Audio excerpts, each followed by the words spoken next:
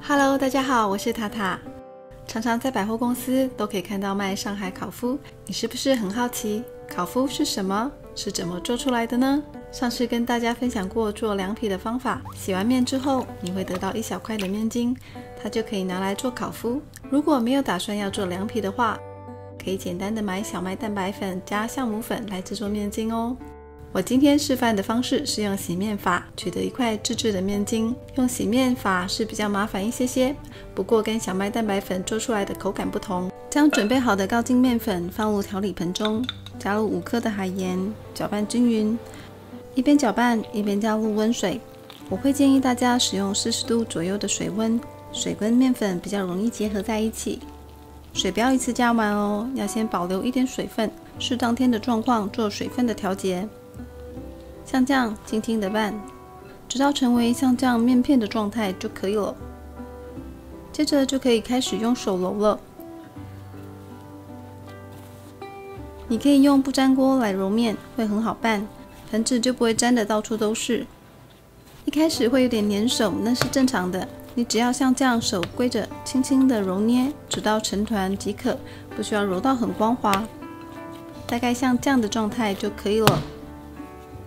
我通常会换一个干净的盆子，当然你也可以不要换，盖上一块拧干的湿布，先静置30到40分钟。静置的目的是为了让面粉里面的蛋白质跟水分结合，自动形成面筋。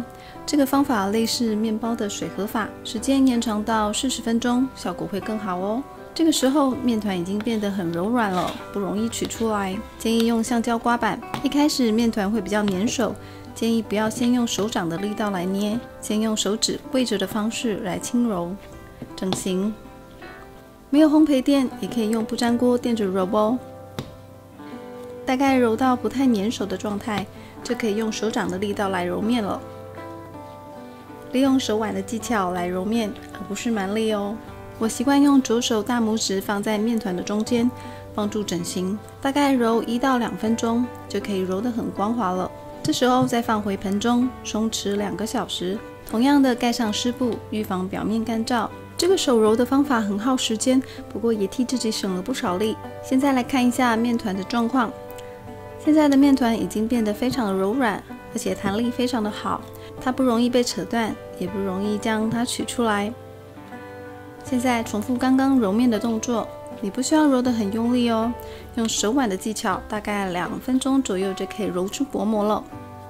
这个面团揉好之后呢，可以做成手工面条、面疙瘩都很好吃哦。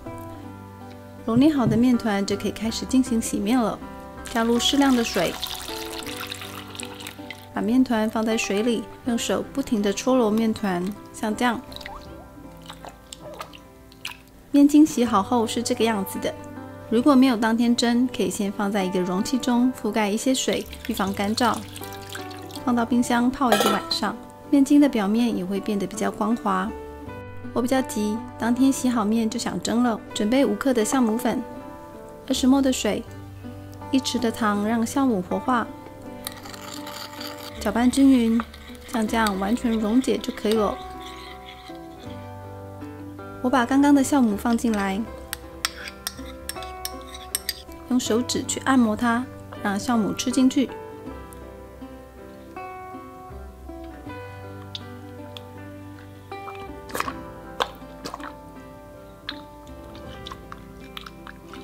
然后盖上湿布，室温发酵60到90分钟左右。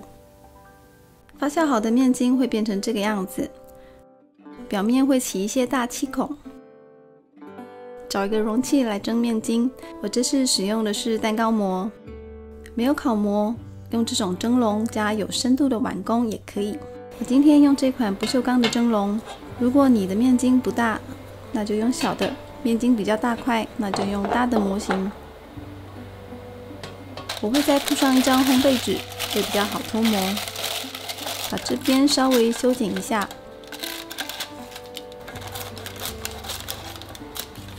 轻轻地将刚刚发好的面筋缓缓地放入模型中，千万不要去破坏到它的气孔哦，不然会蓬不起来。水烧开后就可以将面筋放进去了。记得要用一块纸去做透气孔，因为我用的是金属的蒸笼，盖子密合度很好，所以一定要有一个透气孔，看到蒸汽透出来，这样就可以避免里面的温度过高，也比较不会回缩了。我用中大火蒸20分钟左右，最后2分钟将火转小一点。如果你没有烤模，直接蒸的话，大概15分钟就可以了。打开后可以稍微的等一下，不要急着拿出来哦，这样才不会温度急剧造成回缩。取出烤模之后，不要急着脱模，先让它在里面慢慢的降温，稍微的定型一下，大概放5分钟左右再拿出来。我建议切之前呢，先用饮用水冲洗过，可以保持面筋的湿润度。我自己做的没有办法像市售那样很蓬，但是组织啦、孔洞、弹性，包括口感都很好，觉得比市售的好吃呢，带有真实的面香。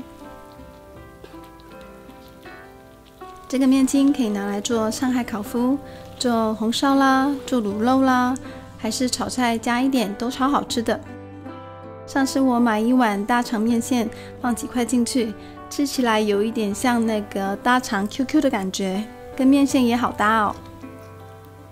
好啦，今天的影片就到这里，喜欢我的影片不要忘了帮我点赞跟订阅哦。那我们下次再见，拜拜。